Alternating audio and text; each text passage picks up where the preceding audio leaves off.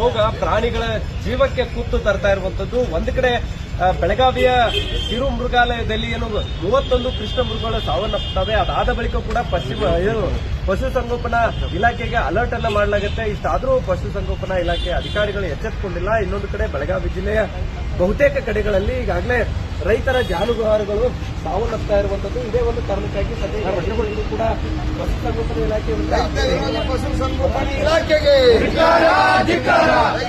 ಪಶುಸಂಗೋಪನಾ ಇಲಾಖೆಗೆ ಜಾನುವಾರುಗಳನ್ನು ರಕ್ಷಣೆ ಮಾಡದೇ ಇರತಕ್ಕಂಥ ಸರ್ಕಾರಕ್ಕೆ, ಜಾನುವಾರುಗಳ ರಕ್ಷಣೆ ಮಾಡದೇ ಇರತಕ್ಕಂಥ ಮುಖ್ಯಮಂತ್ರಿಗೆ,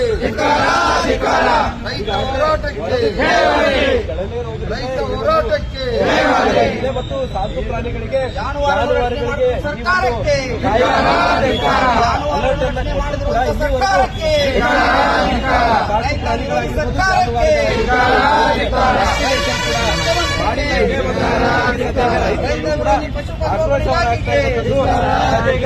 ರೈತ ಮುಖಂಡ ಚಿನ್ನಪ್ಪ ಪೂಜಾರಿ ನೇತೃತ್ವದಲ್ಲೇ ಈಗ ಸರ್ಕಾರದ ಗಮನ ಸೆಳೆಯುವಂತ ಕೆಲಸ ಕೂಡ ಆಗ್ತಾ ಇದೆ.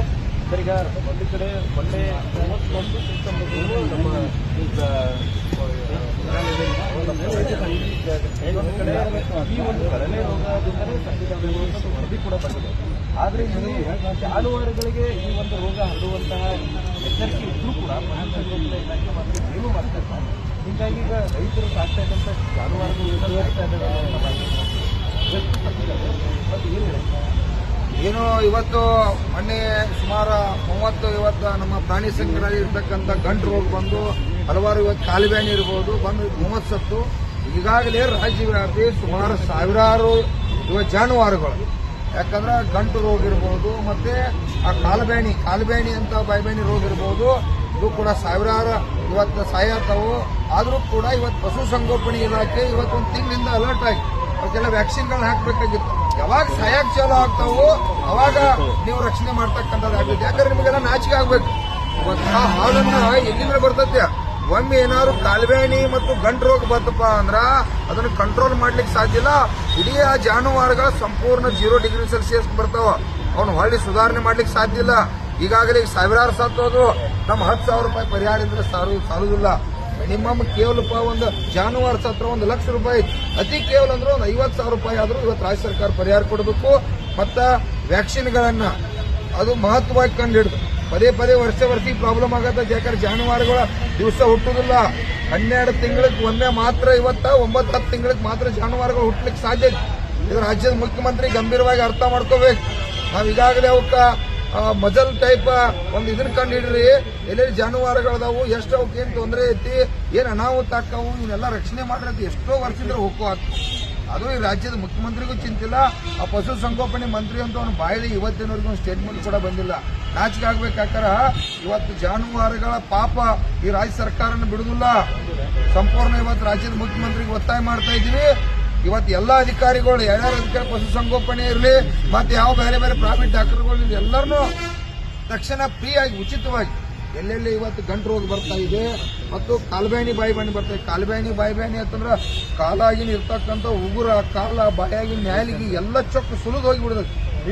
ಮೇವು ಬಂದಾಕೈತಿ, ತಿನ್ನೋದು ಬಂದಾಕೈತಿ, ದೊಡ್ಡ ಅನಾಹುತ ಆಗ್ತಕ್ಕಂಥ ಸಂದರ್ಭ. ಇವತ್ತು ರಾಜ್ಯದ ಮುಖ್ಯಮಂತ್ರಿ ಇದನ್ನು ಗಂಭೀರವಾಗಿ ಇವತ್ತ ನಾಳೆಲ್ಲ ಒಂದು ನಿಮಿಷಕ್ಕೊಂದು ದನ ಸಾಯ್ತಾವೀಗ. ಇವತ್ತು ದಿವಸ 1,000 ಸಾಯ್ತಕ್ಕಂಥ ಸಂದರ್ಭ. ಈಗಾಗಲೇ ನಮ್ಮ ಖಡಕ್ಬಾವಿಯಲ್ಲಿ ನಿಂಗಪ್ಪ ಪಕ್ಕಂಡಿ ಅನ್ನೋರಂತ ಕುಟುಂಬದಾಗ 4 ಸತ್ತಾವ. ಉದಾಹರಣೆಗೆ ಸಾವಿರಾರು ಸತ್ತಾವ, ಎಲ್ಲ ಕಂಡು ಬಂದಿಲ್ಲ. ಯಾಕಂದ್ರೆ ಇವರ ಜಾನುವಾರುಗಳ ಇರ್ತಕ್ಕಂಥದ್ದು ಇವ್ರು ನಮ್ಮ ಪಶುಸಂಗೋಪನಾ ಇಲಾಖೆಯವರು ಇವ್ರಿಗೆಲ್ಲ ಖಬರಿಲ್ಲ.